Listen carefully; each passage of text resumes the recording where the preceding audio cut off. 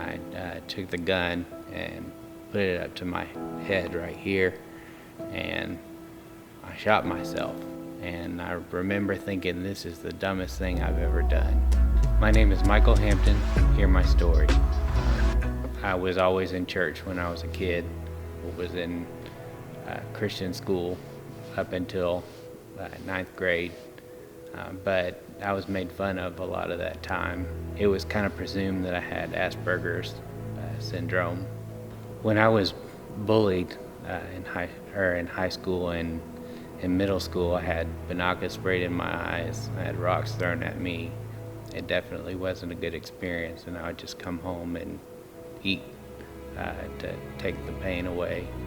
I just felt empty inside all through high school, and I didn't know what to do with it. So in college, I got into partying and the girls and everything, and it was just a mess. I had bad relationships.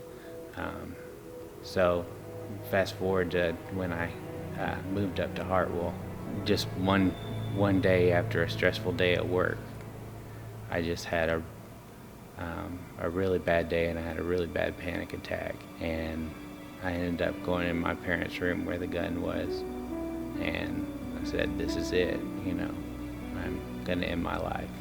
I took the gun and put it up to my head right here, and I shot myself, and it blew me back on the floor. And I remember thinking, this is the dumbest thing I've ever done. And I went and cleaned up the wound and laid on the bed. I didn't tell anyone for 9 days that I'd shot myself. We went to the doctor and the hospital, and they said if the bullet would have been a millimeter in any other direction, I would have been a human vegetable. And he said, there's a purpose for you, and God has you here for a reason. After the hospital, I wasn't all the way better yet. It was a slow climb up. I started meeting with my girlfriend's father for Bible studies. It really helped me doing that, and really having someone there that was older and steadfast in his faith really helped me. And the companionship to be able to share with somebody what I was going through and my thoughts. As I would go along through my days were starting to get better instead of worse like they had been before. I started to make a turnaround, and in the past year and a half I haven't been in a crisis mode or anything. God has been the maker of my story. He's been the one who's been there with me and protected me and guided me each and every step of the way. He's loved me through thick and thin. When I was going through my first real depression, I prayed that God would remove my pride from me.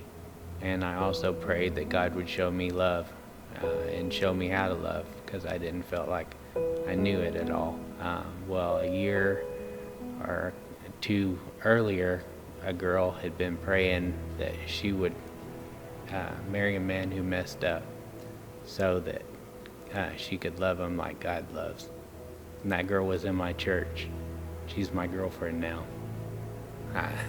This right here was one of the dumbest decisions, or if not the dumbest decision I've ever made.